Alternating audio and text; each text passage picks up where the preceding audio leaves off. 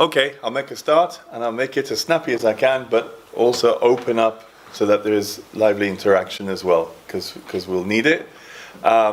So this is about definitions of Jewishness from not necessarily Jewish sources, but sources which are not halachic, sources which are not Jewish. So therefore, non-Jewish definitions of Jewishness and their influence on halakha, on halachic reality. Nou, we gaan het nu dus hebben over niet-Joodse bronnen en wat zij zeggen over Joodse identiteit wanneer je een Jood bent. So this is very much a work in starting progress, just for you to know. And it's because I came up with this title a few days ago when Meir asked me, and what are you going to speak about? So this is something which I feel that with the feedback I can also get here, I'll be able to develop better. Dit is nog werk in uitvoering, want het is nog vrij recent allemaal. So first of all, the law of return, 1950, State of Israel, law of return. And so you may say, well, this is not necessarily a non-Jewish definition of being a Jew. Well, let's see. Is it even a Jewish definition per se, or does it leave it completely open?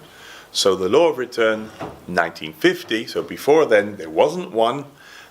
There wasn't a law to deal with the definition of who is a Jew at all in Israel for 2 years.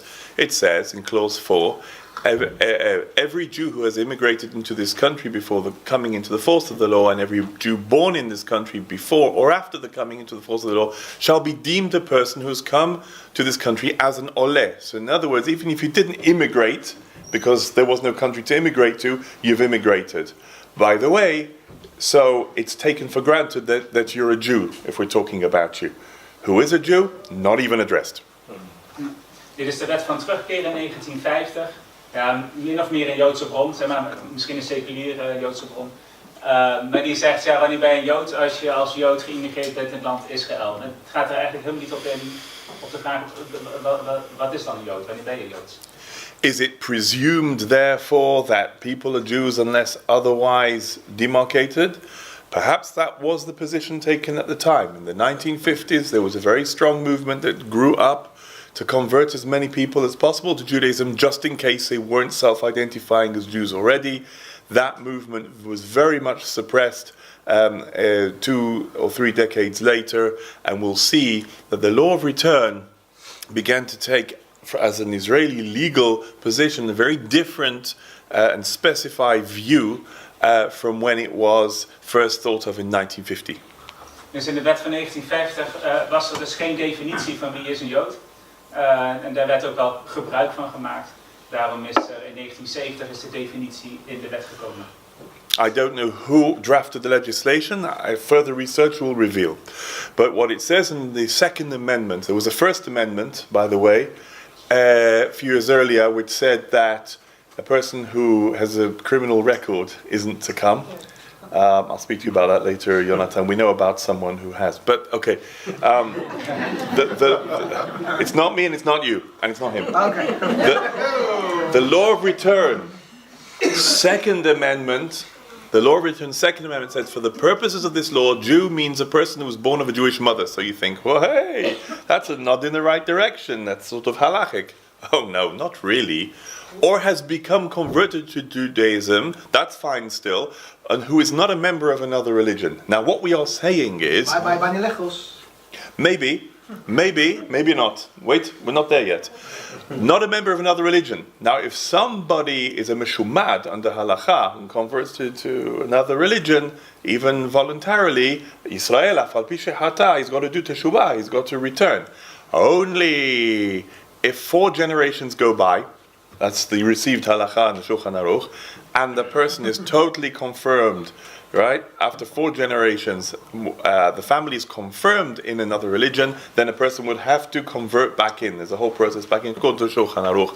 So this is, I don't think it was even necessarily designed to dovetail with halakha. It's a nod in that direction. Die laatste volgt niet helemaal.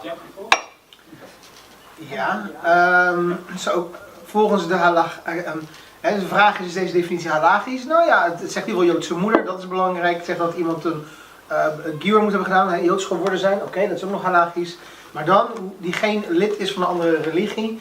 Ja, terwijl volgens de halakha, als iemand gedwongen wordt om zich te bekeren, om zijn leven te redden, dan is hij nog steeds Joods. En moet hij zelfs terugkeren. Dus daar begint dit amendement een beetje mee strijdig te raken. Dat is het punt. What then happens is that the Israeli state law takes a completely divergent pathway away from anything we might recognize as traditional. And it says that 1.14a, the rights of a Jew in this law as an Ohel, an immigrant under the nationality law 1950, also is now going to include under this enactment a child and grandchild of a Jew. Right? The spouse of a Jew, the spouse of a child of a Jew, and the spouse of a grandchild of a Jew. How far off that now becomes, except for a person who has been a Jew and voluntarily changed his religion. I mean, this is so anti-halachic, you know. Okay, because somebody voluntarily changed their religion, well, okay, maybe we can bring them back. But who said that somebody who automatically, just because they are a grandchild or the spouse of a grandchild of a Jew, no way, they could be 2-3 degrees removed from Jewish practice and Jewish ancestry, certainly halachically. En hier in 114a wordt dus gezegd dat de rechten van een Jood ook van toepassing zijn op zijn familie, eerste graads, tweede graads, derde graads, met specifieke definities. Dit is niet volgens Joodse halakha dat je dan Joods zou zijn. I don't know what the intention behind this enactment was. What I've heard all my life is that it has to do with getting back and reversing the Nuremberg laws, which we'll have a look at a little bit later, because that is an anti-Semitic, non-Jewish view of what is a Jew, and it's relevant to our subject. However, I didn't bring up the Nuremberg laws issue just yet for one simple reason, and I just want you to see the date, 1970. What is significant about enacting a law in 1950 in Israel, on one hand, and then how different might have been the reality in Israel in 1970? I'm asking you. Nou, waar dit dus precies vandaan komt, dat is een beetje gissen, maar wat zouden jullie denken? Wat is er bijzonder aan 1970? In contrast op 1970? Six-Day War. Yeah. Six-Day War. And what happened in the Six-Day War? I haven't done a mathematical computation just yet, but I will. What happened? Israel multiplied in its landmass many, many times over. And the result is that the population density became, all right, you could still say, well, Tel Aviv is still Tel Aviv, and Western Jerusalem is still Western Jerusalem, but technically the population density would have been several dozen to every square mile. All right? Now, in 1950, I think it was... I think it was a 387 or something like that. I don't think it was even as much as that. No, it would have been around, I think about 200-300. But now, what we're looking at, and I have to check it all up now to see how that has shifted, because we're talking about this difference. In 1970, there were 2.5 million people living in Israel. It wasn't much different in 1967 before the war. So 2.5 million now spread. You can think the army has to control a much, much bigger area. Everyone is stretched. The population can't hold this huge gift that they've been given as a result of the Six-Day War. Nowadays, in a much retracted area, because Sinai is no longer there, quite a lot of the West Bank of Jordan is Samaria is given to the Arabs again, and Gaza has gone as well. We have now approaching 9 million. It seems to grow by 1 million every year now. Did you notice? It's really fast, yes. It's really fast. It's like 8.7 million. And it's astounding. So you can imagine the concentration per square kilometer is increasing massively. Het verschil is natuurlijk de Zesdaagse Oorlog zijn het enorm veel land dat toen toegevoegd is aan Israël. Yeah. So, thank you for being so brief.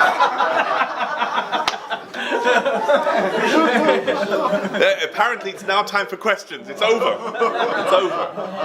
I had a really quick question. So you're actually implying here that the law was changed so that they would be able to have more able-bodied men to serve in the military. Yeah, not only the military, but of course the military. General population. To get them in as population, as soon as you get people into a population, the first thing they do, even nowadays, is draft you. But in spite of the fact that they might not be Jewish. That's exactly the point. And this happened again when they brought in the Russian population, specifically targeting, because they feared they had a demographic issue all over again with the population explosion of the Arabs back in the 1990s. And I met people who told me personally that their job was to sit in various cities in Russia, sit there in the airport and receive people who would just fill in a form and get on a plane. They didn't even check anything about them.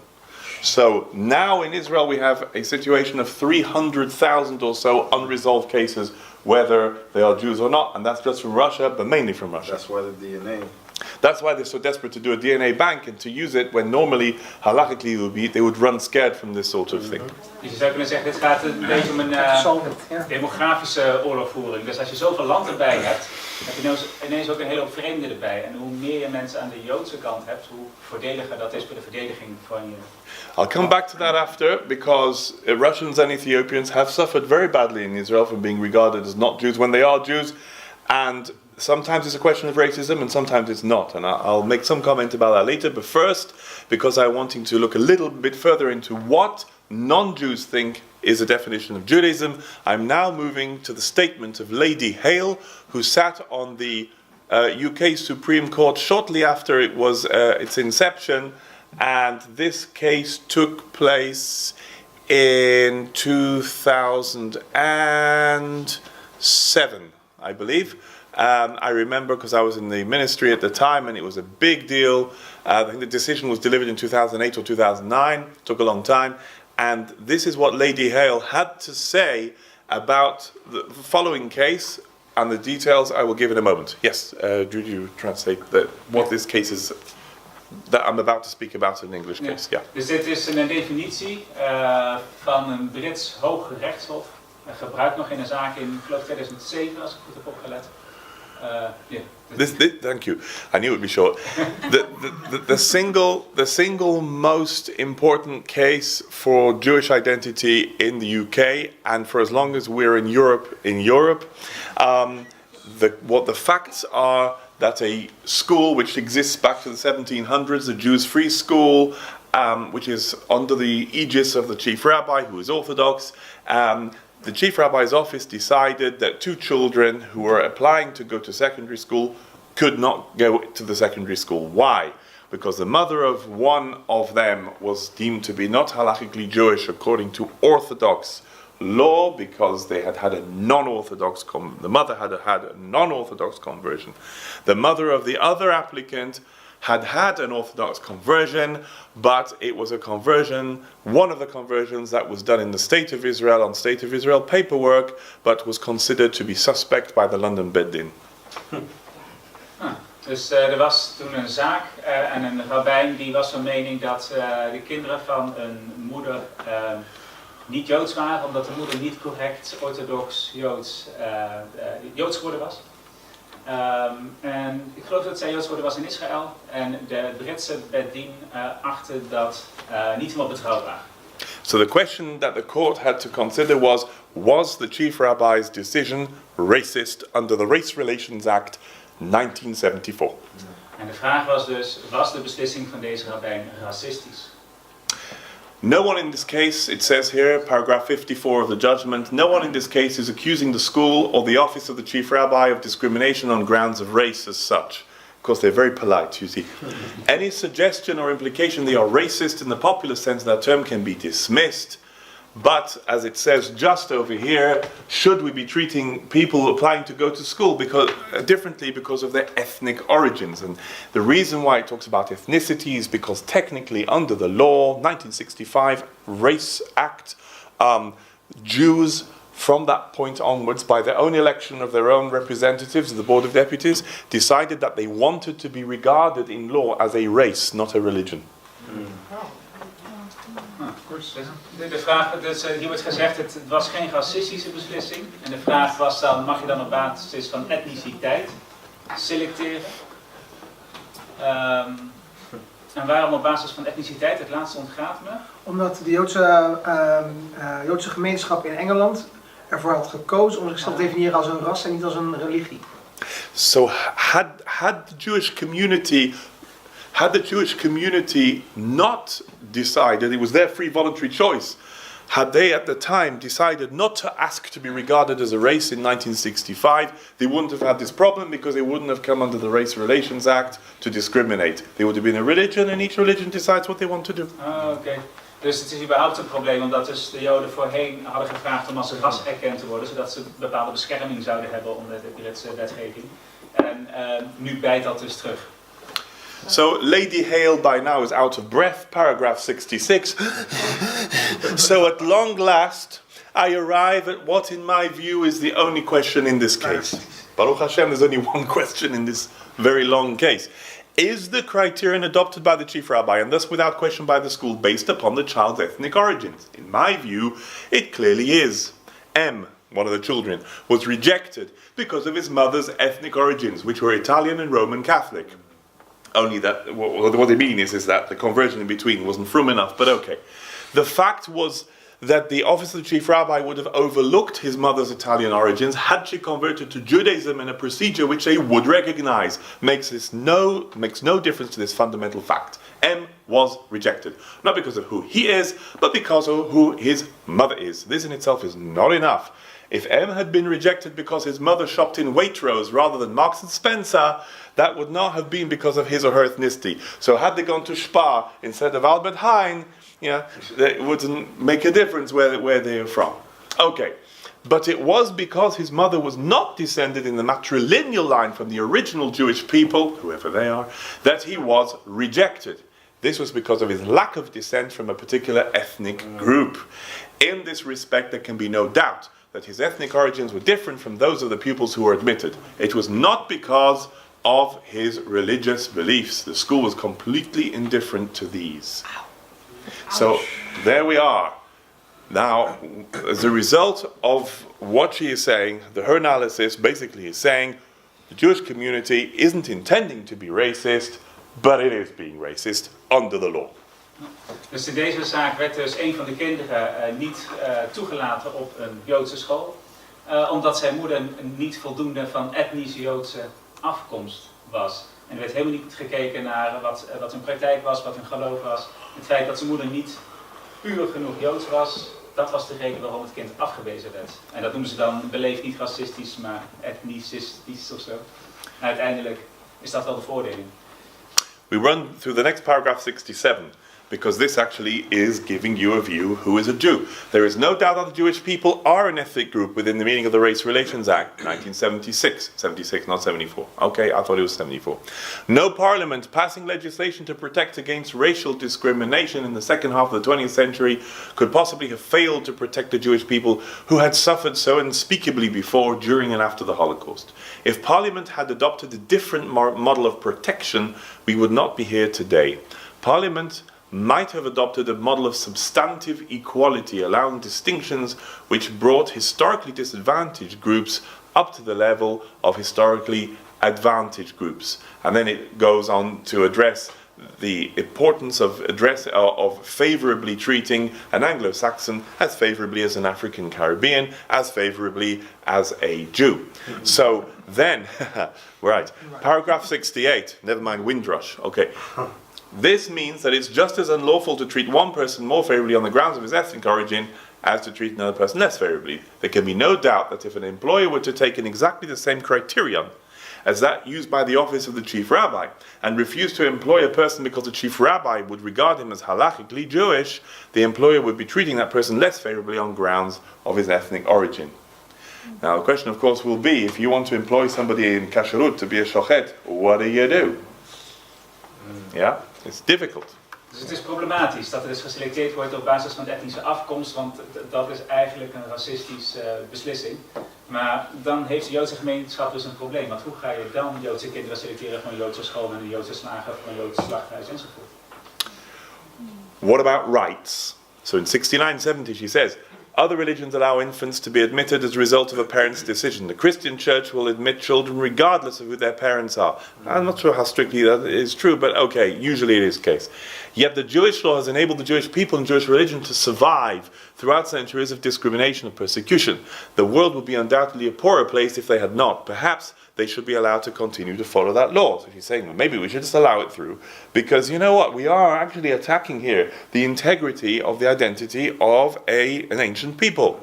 But then she says, I'm afraid, although I'd like to do that, I can't. Because if such an allowance is to be made, in 70, she says, it should be made by Parliament and not by the courts, departing from the long-established principles of anti-discrimination legislation. Right, so that's as far as it goes there. And what then happened is that the United Synagogue called us all together. I was in London at the time, and they were panicking. So what do we do now? By the way, had they allowed these two children to study in the school, it would never have gone to court and all the way up to the Supreme Court, and we would never have had this problem. We would have been able to continue to, let's say, discriminate wherever we feel we can, without causing too much of a fuss. I don't know whether it's a right thing or a wrong thing to discriminate in this particular issue, because there are arguments for and against. But I feel that there is no great harm done by bringing in children who are of a Jewish background, even if technically, halachically, they're not Jewish. And there's no more of a risk doing that than bringing in children of a halachic descent who come from families where they're anti-religious. Straight point on. Nou, dus hier is wel een dilemma, want dat selecteren op basis van Joodse achtergrond is wel een echt onderdeel van de Joodse identiteit, al millennia lang. Maar de rechters voelden zich niet gemachtigd om dat principe in te zetten. Dat moet het parlement dan maar doen, de wetgever, niet de rechtspreker. Dus ze vonden het toch discriminerend. Nou, nu had je als Joodse gemeenschap ook kunnen zeggen, nou laten we deze twee jongens eens maar toelaten, dan hebben we niet al het gedoe met hoge rechtshoven en zo. En de rabbijn zei als laatste, zijn persoonlijke mening is dat hij vindt dat het risico kleiner is om dan Joodse kinderen die zeg maar gericht zijn op Jodendom, alhoewel ze misschien niet technisch helemaal halachisch 100% Joods zijn, om die dan toe te laten in plaats van zeg maar mensen met een pure lijn die zelfs soms anti-religieus zijn. And so therefore, it is the anti-religious attitude which I certainly would consider to be the biggest threat, not the fact of somebody technically being a Gentile. That doesn't matter. What matters, because if we implement Noahidism, then it is a double victory in a school. However, if we take a risk which means we take our eye off the ball, we're not really watching our educational priorities, then whatever we do, we're going to make mistakes. That's just my social commentary. Ja. Dus hij is van mening dat je veel beter kinderen die misschien niet technisch helemaal Jood zijn, maar niet Jood zijn, maar wel een liefde voor Jodendom, dat je die beter toe kan laten. Want je kan het onder de vlag van het Noachisme, zeg maar, kan je ze prima meenemen in het Joodse onderwijs. En dan heb je 2 vliegen in 1 klap geslagen. So the United Synagogue panicked. They called all the rabbis together, and I was there in the United Synagogue headquarters with the chief rabbi, and we all crowded into a tiny little room. You know why? Because when you got big rooms, what do Jews do? They go into a tiny room together, like this. And we sat all very crammed together, like sardines in a tin. And they said, what are we going to do?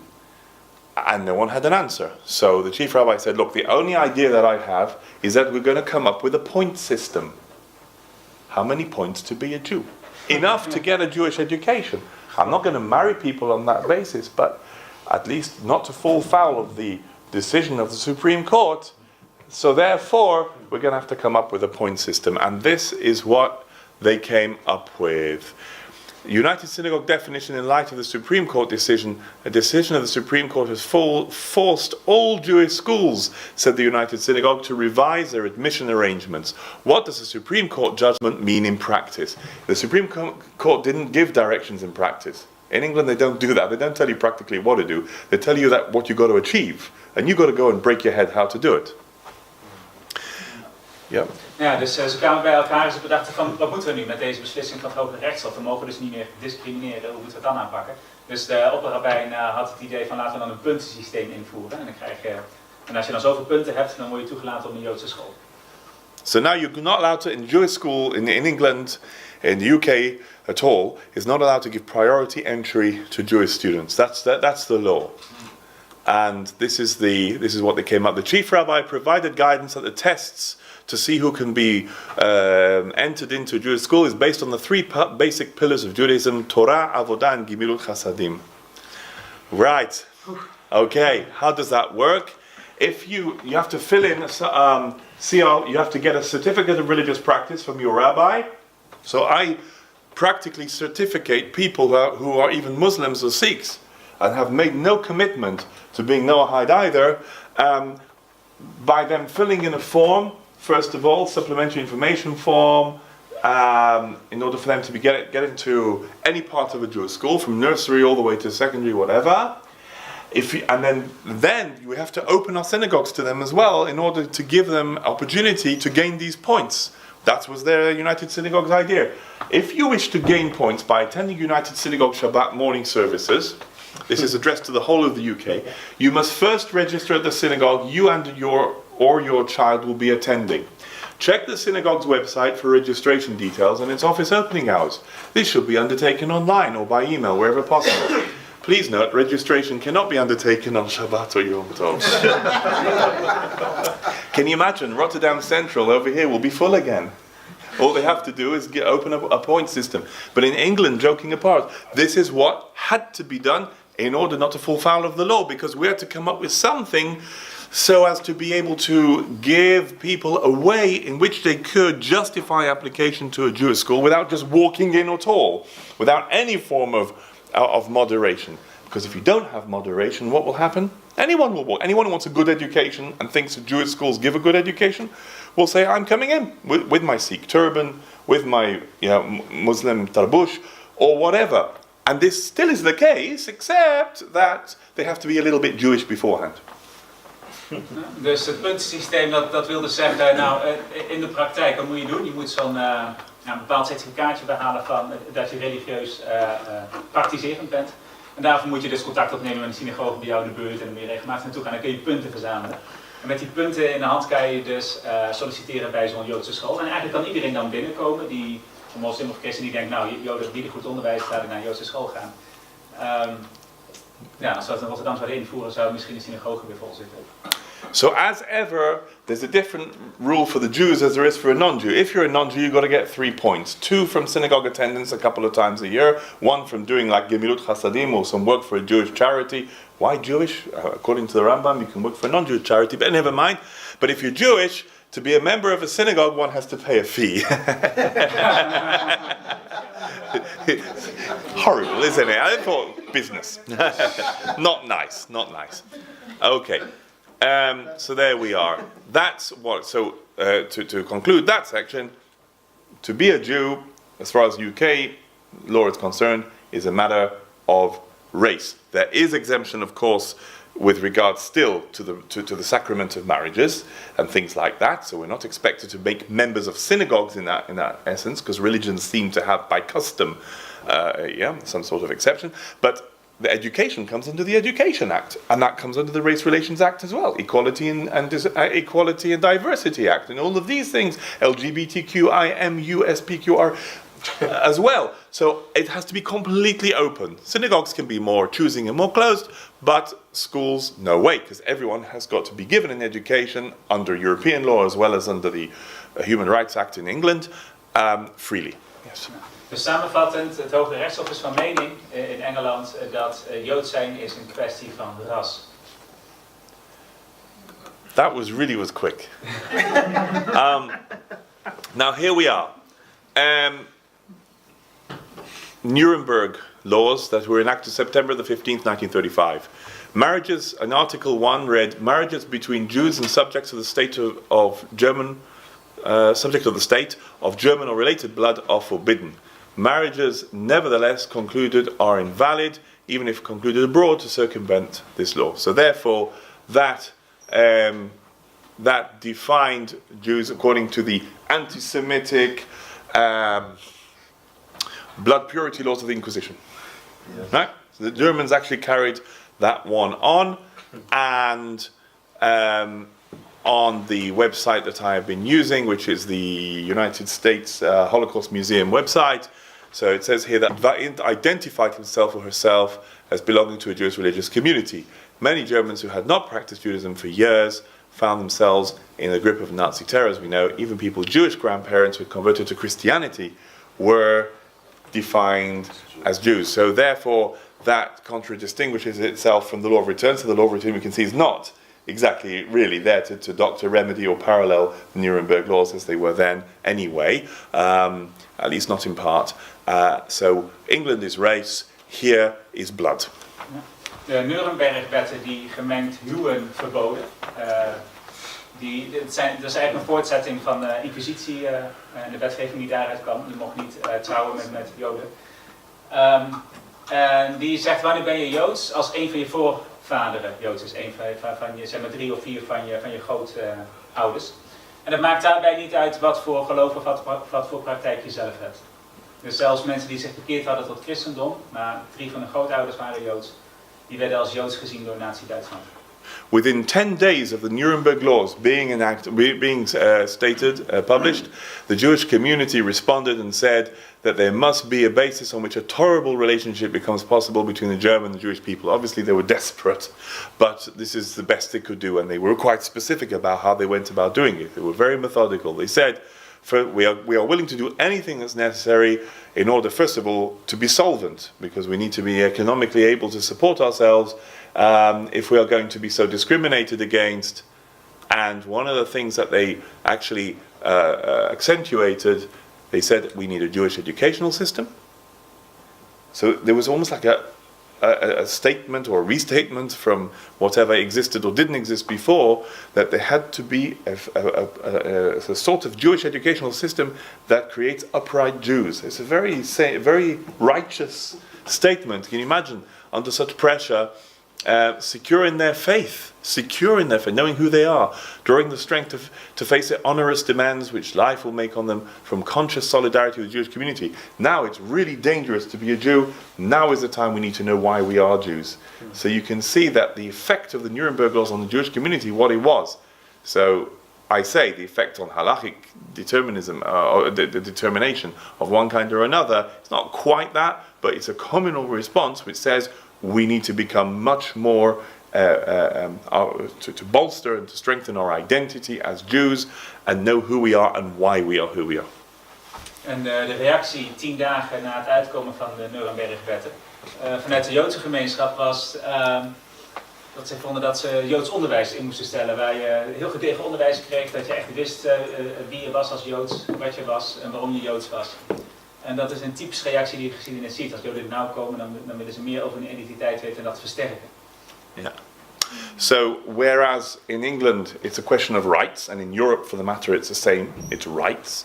Here we are talking about making a conscious effort to earn identity. Identity has got to be worked at and earned. This is a very big shift actually. Now, we spoke about religious identity, which Germany wasn't interested in, which England currently isn't interested in. And we are now going to look at Russian concept of what is a Jew and what constitutes identity there. Yet again, so we're going to see a contrast here from an article written 2010 by Anna Vinogradov from Pennsylvania University, and she says, today, Western European and American Jews define themselves primarily in terms of religion, de-emphasizing the national elements of Judaism that originated in biblical times. Jews who have culturally assimilated to their country of residence do not wish to have their loyalty and patriotism called into question because of their Jewish identity.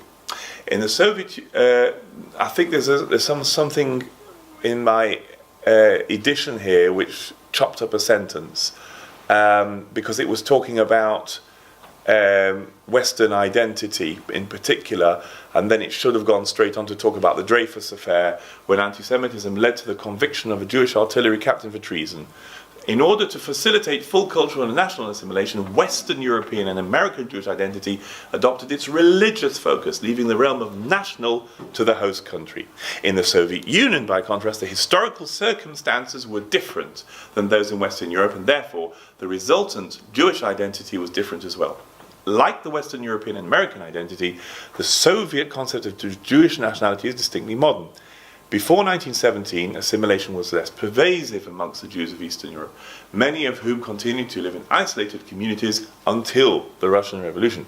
When the Bolsheviks came to power, Soviet Jews were pressured to de-emphasize not the national elements of their identity, but the religious aspects.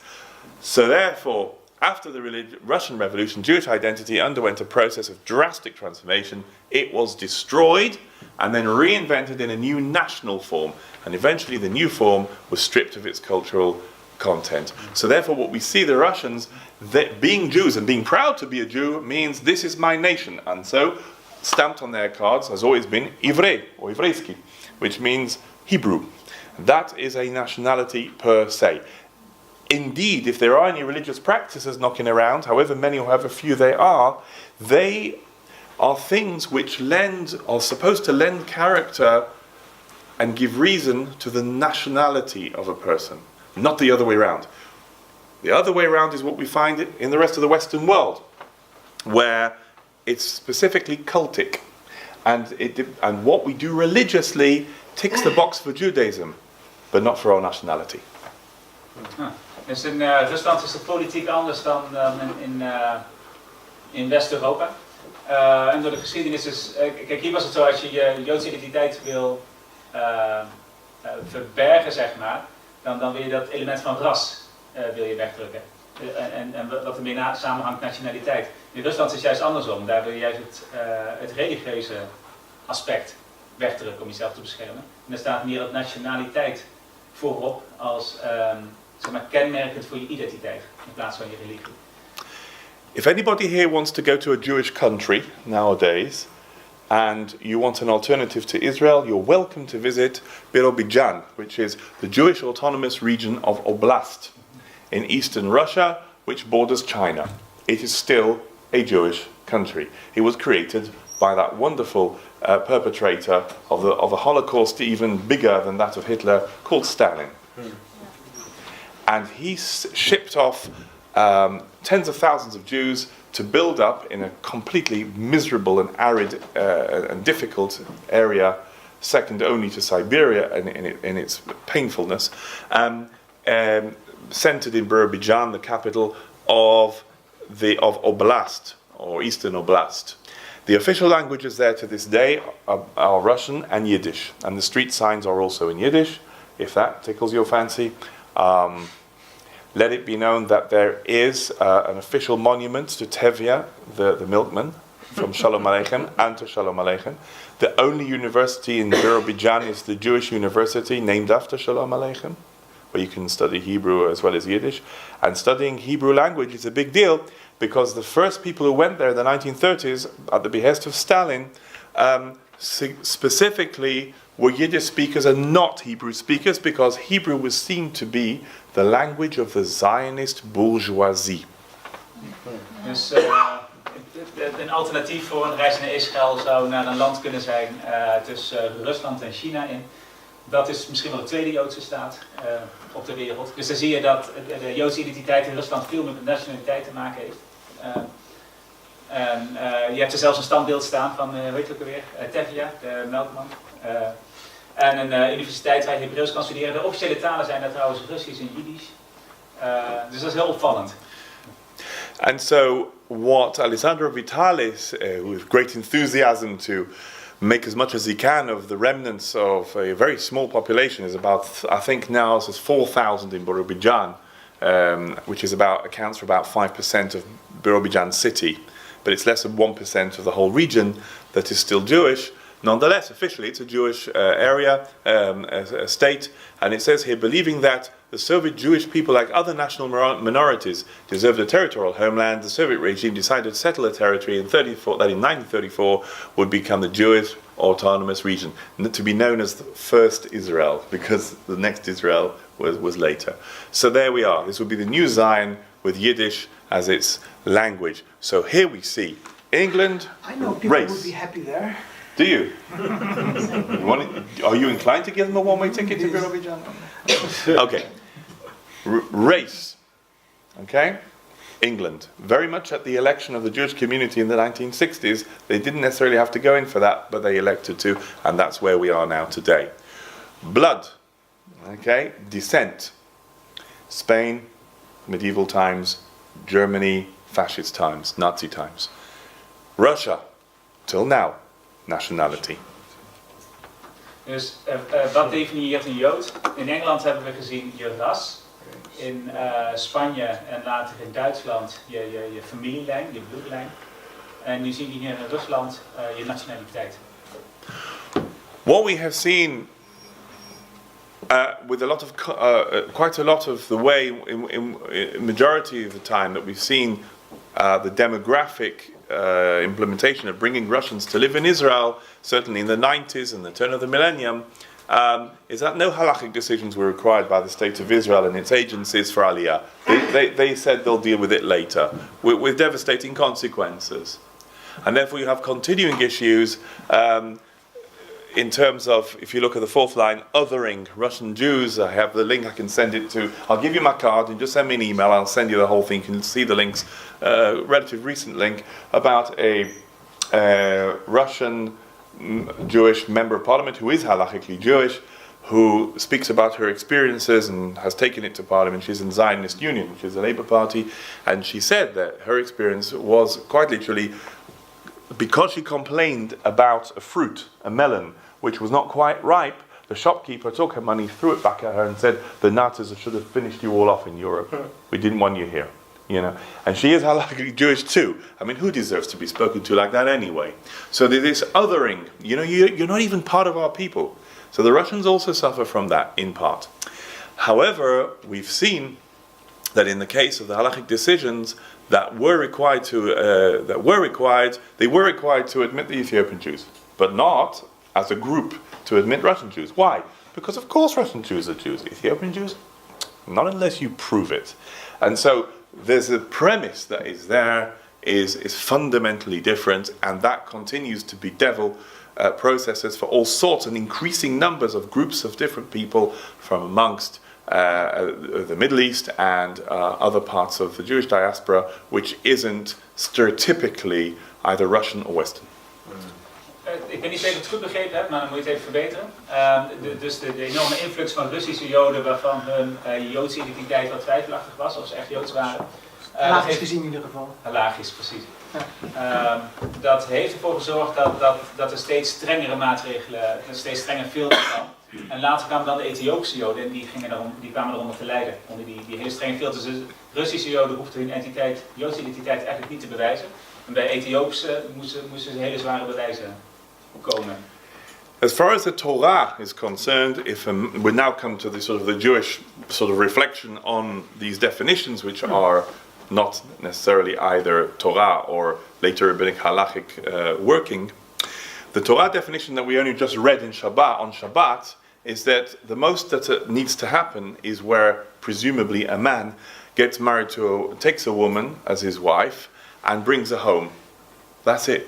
That will constitute what needs to be a Jewish home. So that's as far as it goes. And that is when quite clearly Israel is settled, Israel is in its own place, and they have their own military, and they've got their own... It's not that different today in Israel. You see society, but it doesn't work that way. Why? Because we've had 2 millennia of diaspora, and then all these definitions have been bandied around and imposed on us and taken away from us, enfranchised, imposed, disenfranchised, and so all the, at least in significant part, the effect of how non-Jewish host societies to Jewish populations who have not been in their own autonomous region has had an effect on them, has caused to bring all of this back into one big group or wad of confusion in the state of Israel and outside of it. Nou, vroeger toen je de staat van Israël had, nog zonder de diaspora, zonder de verbanning. Toen was het heel simpel, dan nam je als Joodse man een vrouw mee naar huis, zeg maar. En dan had je een huwelijk, dan had je een Joods gezin. En door de verbanning en door allerlei verschillende culturen heen, waar dan weer bloedlijn, dan weer nationaliteit, dan weer religie geaccentueerd wordt. En de Joden nu weer terug zijn gekeerd in het land Israël, is er dus massale verwarring over wat is nou Joodse identiteit, wanneer ben je een Jood? Verwarring die er voorheen dus niet was. So will it be race? Hardly, because Jews can come from anywhere, as far as Jews are concerned. We could be lengthy on that, but we won't now because I've got 3 minutes left. I said so. I don't know if I'll last but more than 3 minutes, but anyway. Is it going to be blood? Clearly not, like race. Is it going to be religion? Religious practice, let's say? No. Because Israel, Israel, there's all sorts of examples of people who are of Jewish descent, who have gone off the way, as it were, and they're just obligated to repent. So it's not... Spinoza. Yeah, Baruch Spinoza. Are we allowed to rehabilitate him, or does Daim Toledano say no? He's still saying no. Okay, still saying no. So there we are. So let's see what the rabbis have to say about this. So we find B'midbar Rabbah Nassau, 1st century, 2nd century. Yeah, 3 gifts were given by Kadosh Baruch Hu to Israel. Gifts. These are gifts that are given to us. Rahmanim, that we are merciful by nature. Baishanim, that we are modest. We're not. In other words, we are bashful. We are not arrogant. Yeah, please God. V'gomle hasadim, and that we are charitable. We're definitely charitable, man. We give lots of charity. Okay, right. As long as it's you can deduct from the tax. Oh God, help us. We're Rambamist round here. Now, Bavli, the Gemara Bavli goes to town on this one and says, it takes this tradition and it projects it back in history into the mouth of David HaMelech when he's commenting on what he wants to do with a group of people called the Givonim. And they were descended from people who approached Joshua all way back when and said, we've come from a long way away, will you please accept us to live peaceably with you? 3 days later, Joshua found out that they were liars.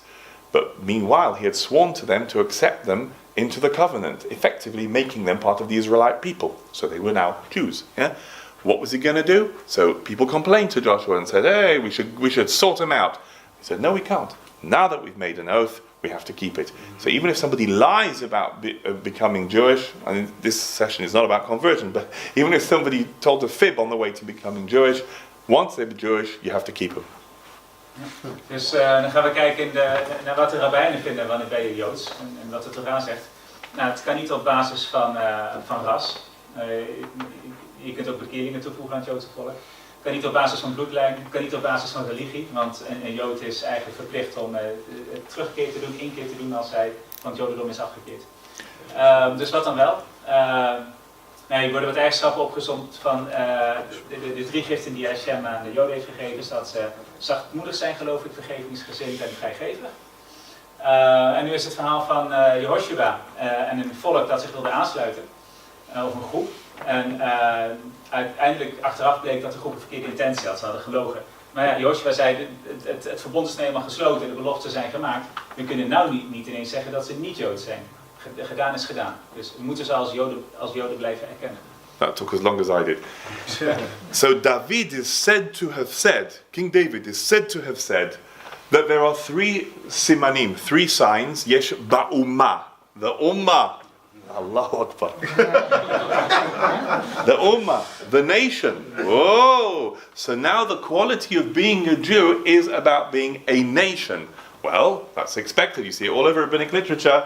And this stuff was written possibly just before or just after, or expressed first, under Roman oppression. So, yeah, we're still rather stroppy. We wanted our 3rd temple, even if the 2nd temple was destroyed. We are a nation.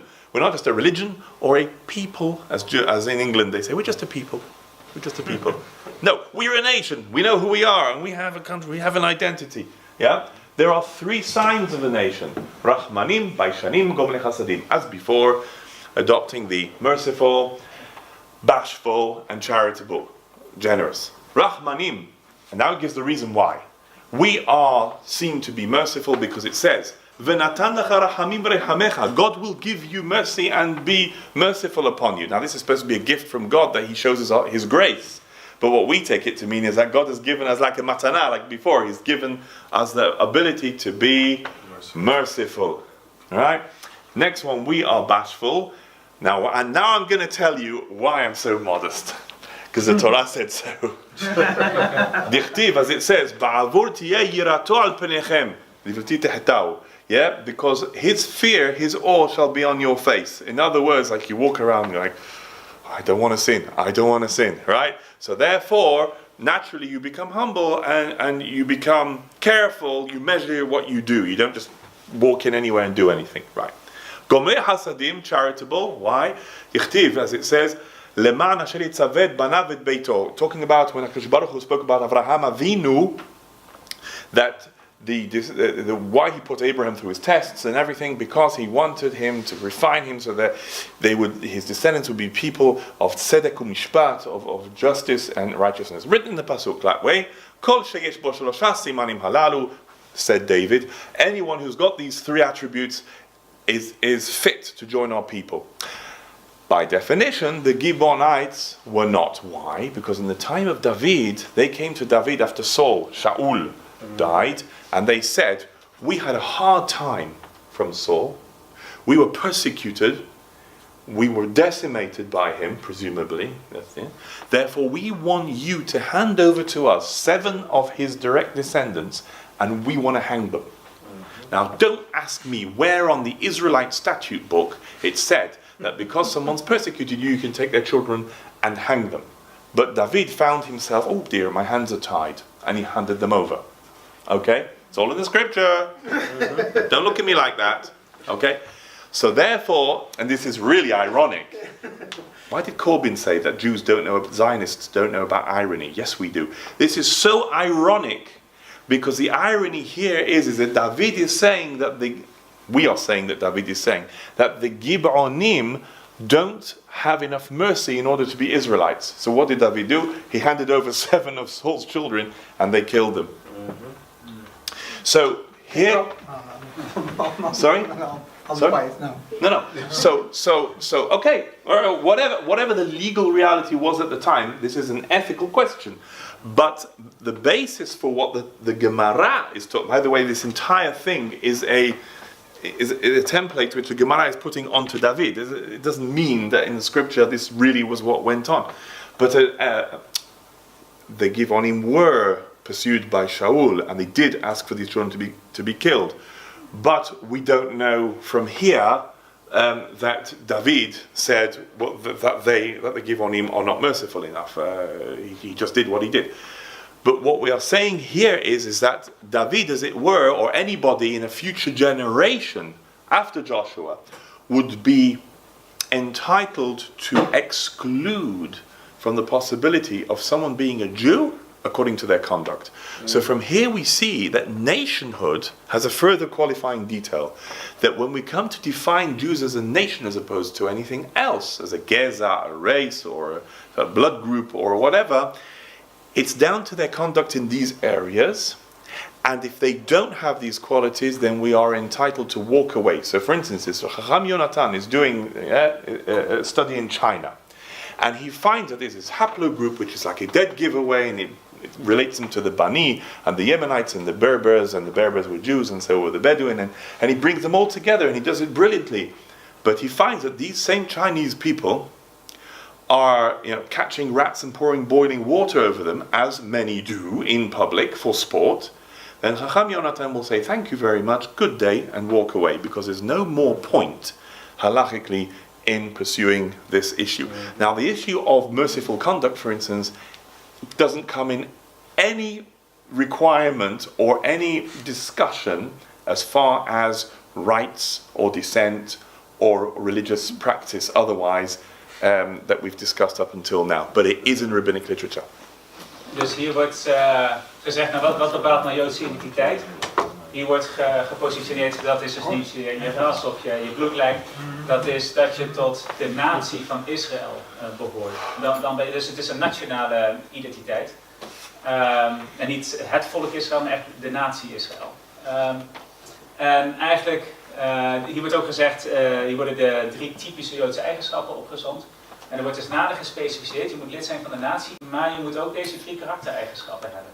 Dus je moet genadig, barmhartig zijn, je moet vergevingsgezind zijn, je moet vrijgevig zijn.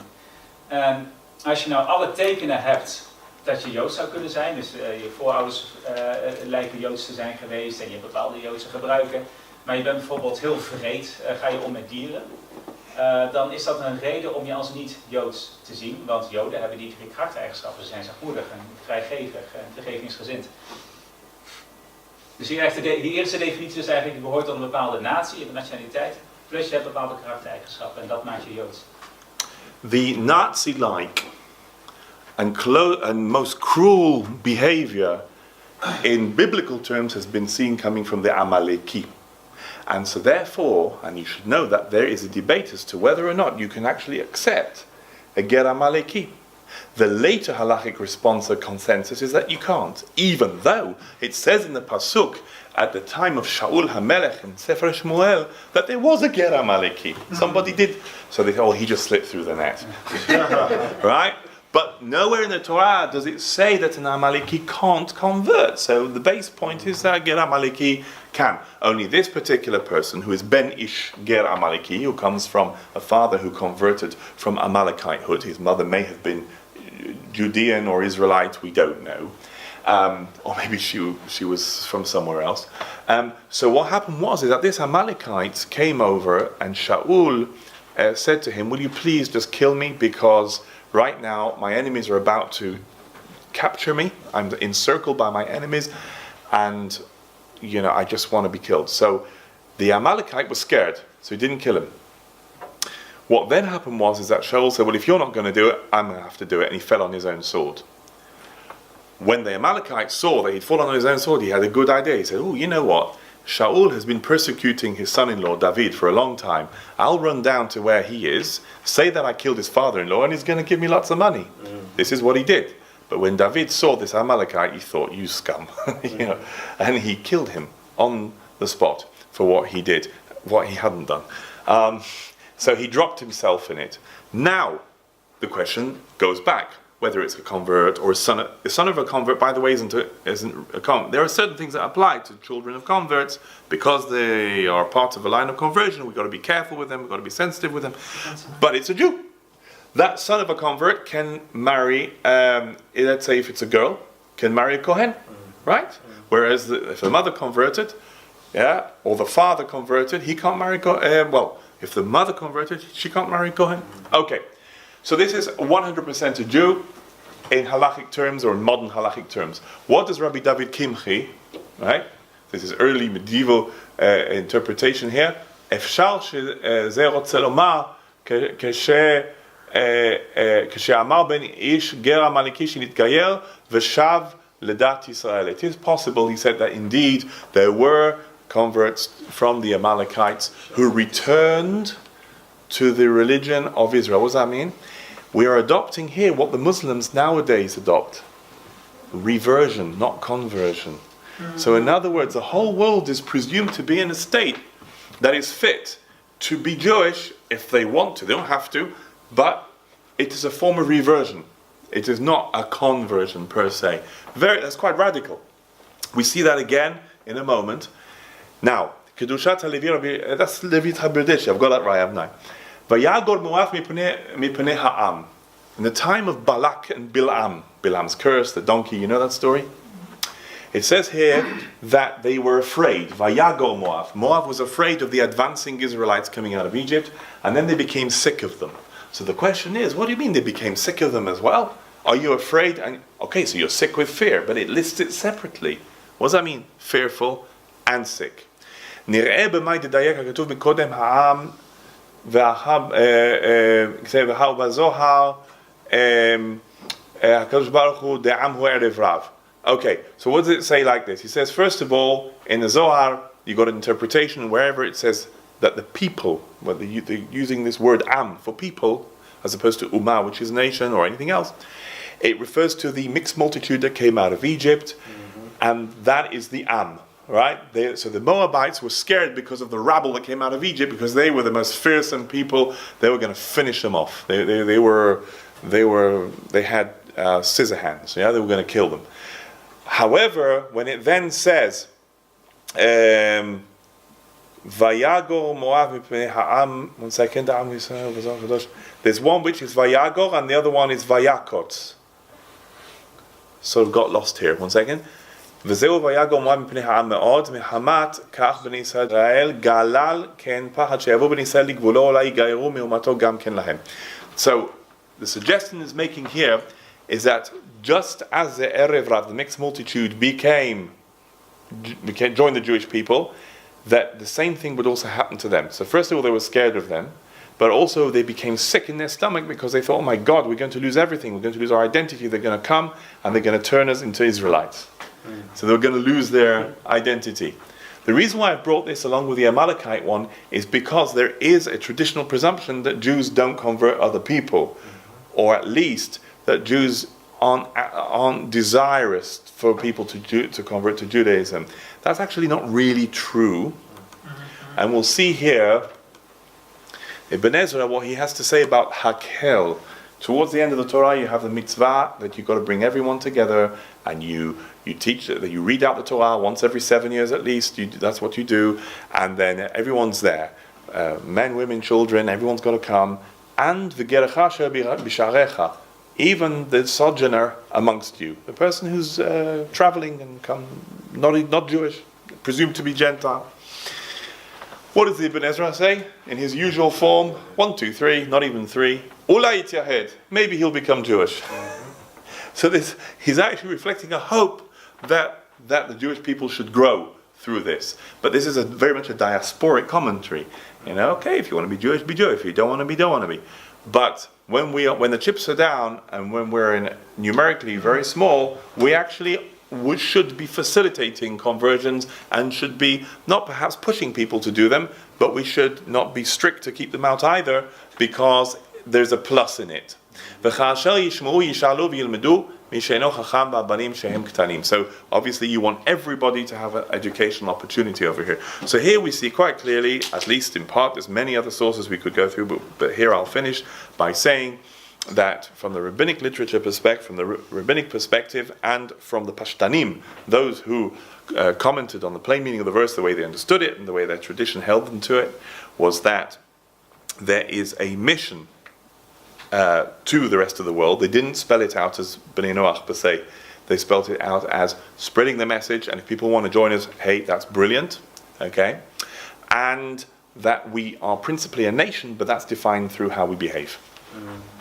En er is dus de vraag is dus, hoe werd de klassiek aangekeken tegen zeg maar, mensen uitnodigen tot het Jodendom? Je hebt bijvoorbeeld een verhaal dat de gemengde menigte die uit Egypte kwam samen met het Joodse volk, die dus zich aan hebben gesloten bij het Joodse volk, dat ze op een gegeven moment aanstormden naar andere natie toe en dat ze in de buurt kwamen. En een van die volkeren was bang, niet zozeer vanwege de overmacht van het leger, maar ook bang om identiteit te verliezen, omdat ze dan ook zich zouden aan moeten sluiten bij het Joodse volk. Dus dat geeft aan dat in de geschiedenis iets anders werd gedacht over zeg maar, mensen uitnodigen bij het Joodse volk. Nu is dat heel voorzichtig, heel beleefd van ze mogen wat Torah luisteren en als ze het leuk vinden en dan mogen ze zich misschien aansluiten bij het Joodse volk. Dus in klassieke tijden ging dat misschien een beetje anders. En dat dit Jodendom eigenlijk van oorsprong, om het vieze woord maar te gebruiken, missionair was, dat zien we bijvoorbeeld ook in het commentaar van Ibn Ezra op Deuteronomium 31 vers 12. In dat vers staat namelijk dat de Torah moet eens in de 7 jaar in het openbaar gelezen worden. En de vraag is dan waarom in het openbaar. En het antwoord van Ibn Ezra is, misschien dat de vreemdelingen zich dan ook willen aansluiten bij het Jodendom. Dus je ziet daar typisch dat daar veel meer nadruk op gelegd werd dan zeg maar nu. Nu er heel veel gevaar is geweest in de afgelopen honderden, duizenden jaren tot het verspreiden van Jodendom. Okay, any questions? Yeah. One does not see any of this recur in the Orthodox rabbinical Torah in Israel. Actually, you see the opposite. I was hoping you'd say that. Yeah, absolutely true. We don't see it. And that's because from the earlier stage and all the way through the judicial processes, whether inside or outside of Israel, including conversion processes, let alone educational curricula, none of this is reflected.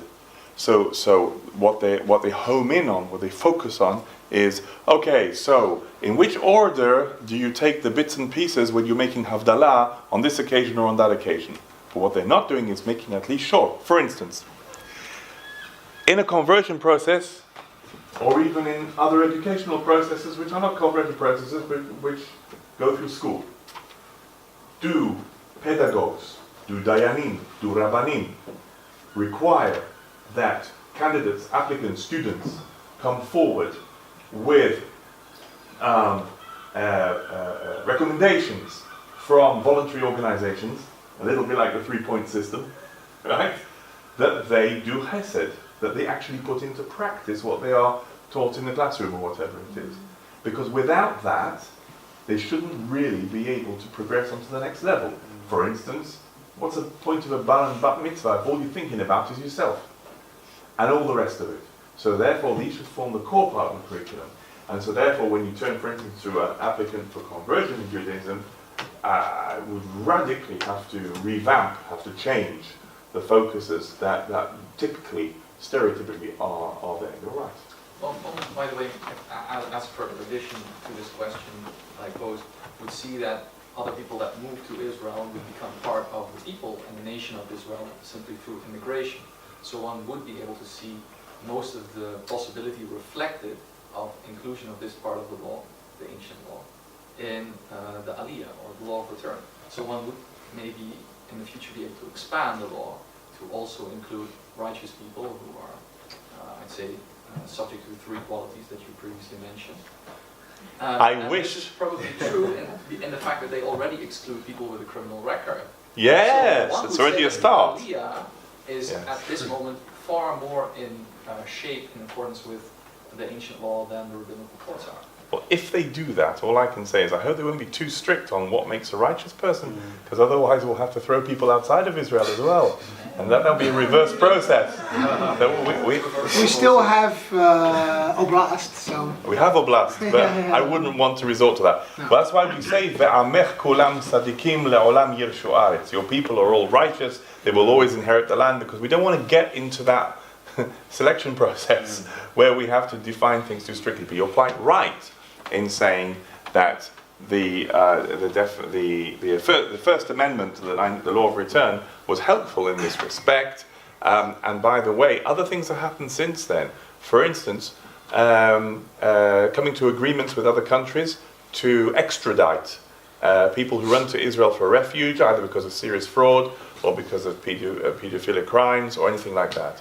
This is beginning now to turn very much a tide, and the Israeli police are working much more closely, for instance, with English police and other forces in Europe and in America, to make sure that Israel doesn't end up as a dumping ground or a refuge, a city of refuge, where it's inappropriate that it should be. Very good. De vraag was, en de orthodoxe rabbijnen in Israël, als zij dus kandidaten die Joods willen worden, controleer ze ook op gedrag. En het antwoord is eigenlijk, nee, dat doen ze niet. En ze zouden het wel moeten doen. Dus eigenlijk moet de eerste vraag zijn niet, hoe steek je precies de halakha's aan en ken je alle brachot precies, maar de vraag zou kunnen zijn, welk vrijwilligerswerk doe je? En je mag niet eens naar level 2 als je geen vrijwilligerswerk doet.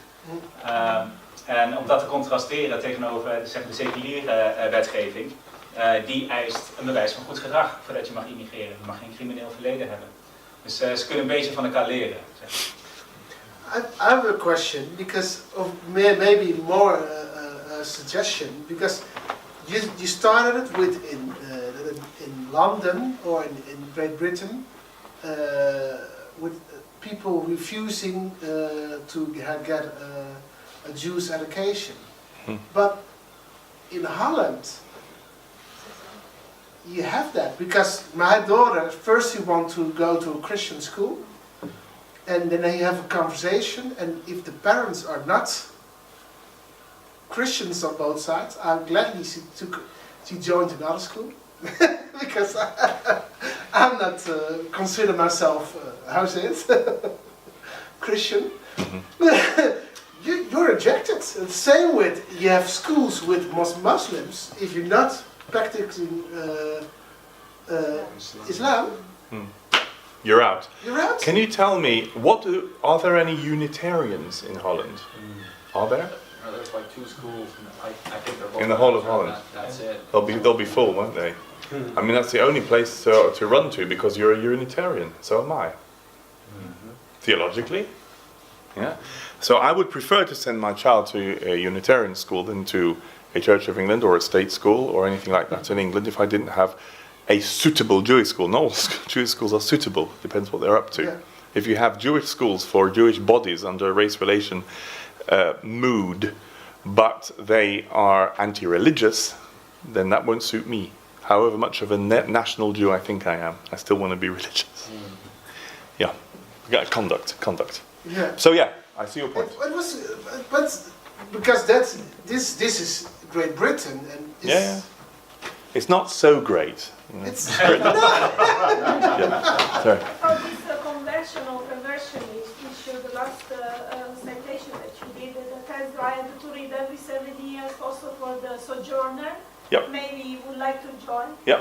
I think it's related to this story that God, before giving the Torah to Abraham, he offered to the 70 nations. Yeah. And some said yes, but the majority said no. Therefore, Yes. God didn't give it to the nation. But those people of the nation who said yes, they are given, until the end of time, the chance to accept because they said yes. And therefore, the rabbis in Israel say, since these converts are all the people who accepted the Torah already but didn't get it because the majority say no, the way to recognize these neshamot are the ones who accept the Torah really, the halakha, the Torah. Yeah. Therefore, that is the condition to accept them in the nation.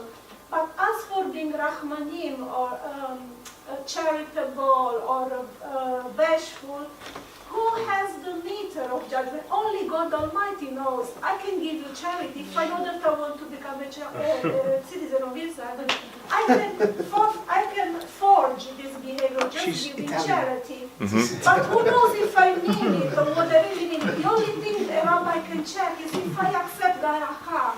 It's objective. First of all, I can tell you that I would first check the rabbi to see where he stands on these points.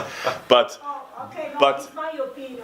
but you know, but yes, but you're absolutely right. First of all, what you've outlined is the rabbinic approach. It's not very Spinozan. It's very rabbinic, because what you're saying is that you're presenting and representing through history what already happened before, which is great, and that is what's going on. You're giving new chance, just as back then. But all of what you say is quoting from the Midrash, which means that's the rabbinic approach to things. Now, what we see in the Gemara in Bavli Yebamot, what is put in the mouth of David, this is what David said, yeah? It's not that he said, go and find who is merciful, who is bashful, and who is generous, and then you can accept him. No, it's the other way round. If you see clearly that they are lacking one or more of these attributes, then don't take them. So I think that to that degree we can make some sort of selection, or at least some sort of judgment. Because would you really, if you were sitting now, because you could sit on a Noahide Beth Din, right? I'm a woman. I don't know if I can. I'm sorry? Say that again? A woman can do that. I don't know anything. You can. But I don't Tell me that she can. What Maimonides say about Noach sitting on a Beth Din? No, he doesn't say you can't. He doesn't say No. you can't, so you can. Yeah. So you can. So you can. So you can.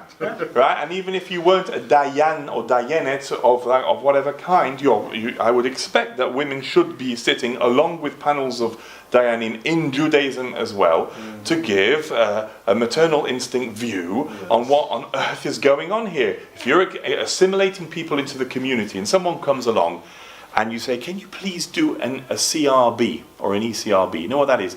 In England it's or a DBS. You've just done them, haven't you, darling, to go and teach? Criminal records check. Yeah? Volksverklaring Dutch. Now, I wish that Bate Din did this before taking on applicants to convert to Judaism. I wish. I would. And I would, before sending them off to go through a conversion process, if I was part of that process. Because if you see on there, you see this person was mugging old ladies and stealing their handbags and pouring flour over them and then water for a joke, which happens in England, sadly, in some places. You wouldn't want to be progressing them on the pathway to becoming Jewish, would you? No, exactly, because they're Unless breaking they the make law. teshuvah. They're So, breaking the halakha. there you are. You just made a judgment. But still you want to learn them to behave Better. otherwise. That depends. I am not sure, and this is in the area of pedagogy and the pastoral care and duty. I'm not sure that by teaching somebody principles of Judaism at that stage and at that level, that you are going to be able to do what really a therapist needs to do, or a psychologist, or a doctor, or any other sort of medical or other type of specialist. You are not kitted out to do that simply because you have a qualification as a religious person to decide to accept somebody to come in. That's why I would ask for a criminal record statement, because then I could flag it up and say, look, I might want to consider you to come onto a course to convert to Judaism, or I might want you to come to the secondary school, but first of all, if there's a risk that you'll turn up with your flick knife, or whatever else you're going to come with, I would rather that first of all I made a referral with your parents' permission if you're a minor. Am I getting this right? Because you're a teacher, aren't you, Wendy? To make a referral to a responsible practitioner who can help you. Because I can't. One of the biggest mistakes that rabbis make, for instance, in this sort of area, oh, we know what to do. We're going to do this all ourselves. We're going to cure the whole world of all their ailments. You can't. What does the Rambam say? Someone who's ill, send him to a doctor. Ja. Hoe zeg je dat? Iemand die slechte gedragseigenschappen heeft of die een crimineel verleden heeft, die kun je niet zomaar toelaten tot een programma om Joods te worden. Dat zou je niet zomaar moeten doen. En nu zijn er rabbijnen die vallen wel eens in de valkuil van ja, maar wij hebben de Torah en wij hebben het medicijn voor de hele wereld en wij kunnen iedereen genezen. En als zo'n persoon Joods wordt, gedurende het traject zal hij een gedragsverandering ondergaan en zal een rechtvaardige burger worden. En dat is wensdenken, zo iemand moet niet naar een rabbijn gestuurd worden, maar naar een therapeut, naar een psycholoog, naar een dokter. En eerst maar eens genezen van zijn basale verkeerde gedragseigenschappen voordat hij het religieuze traject ingaat. I just want to add this passage from the Gemara. We have the halakha that comes from this, where it says, "Kol Israel yesh lahem hazaka litchaten ze baze." All of the Israelites have legal presumption to marry amongst themselves. But if you see a family or group of people speaking lashon hara or creating strife in the community, then we check their lineage to see if they are. Yes. There are multiple examples in the Gemara of places and times where lineage was checked in specific circumstances, when conduct, behavior, like we were isolating at the end, showed that they can't have really been brought up in the sort of families that serve, for instance, in the kahuna, in the priesthood. So the famous one where their language, their imagery that they used, please pass me bread the size of a mouse.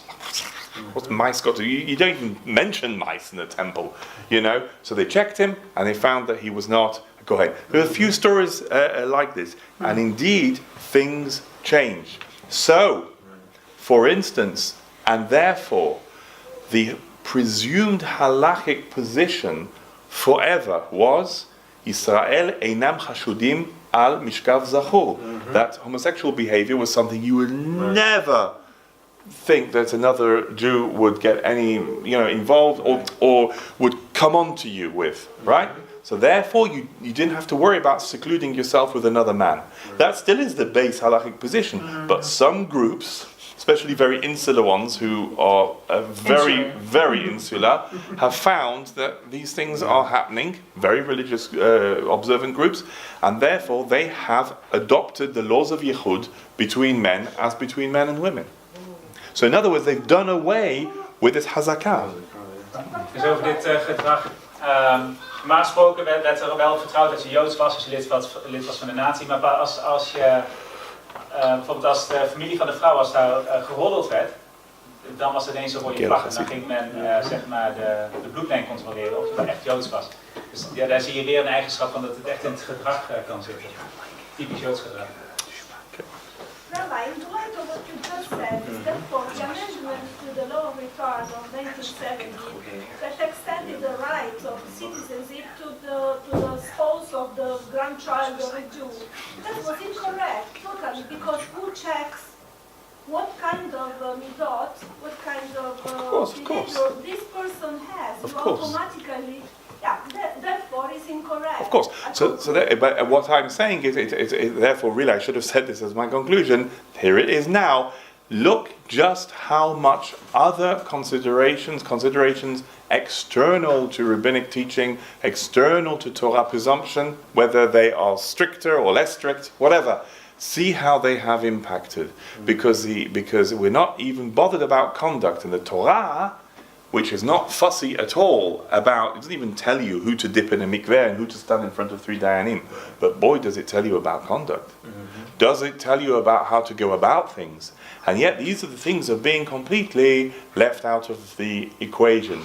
So therefore, nationhood or nationality, which is obviously going to be the issue in Israel, because on the ID it says le'om, nationality, and then you have to put Jewish afterwards, is not at all necessarily going to be qualified, by conduct, with the exception that you drew up before, in that the First Amendment, for instance, excluded criminals. So already we're beginning to put a little bit of stoppers on this, some sort of control.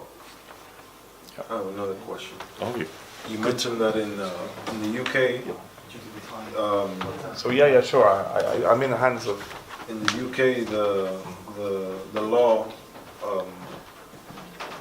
defines Jews as a race. How does this affect the acceptance or not, or the lack thereof, of the Indian Jews? Which Indian Jews?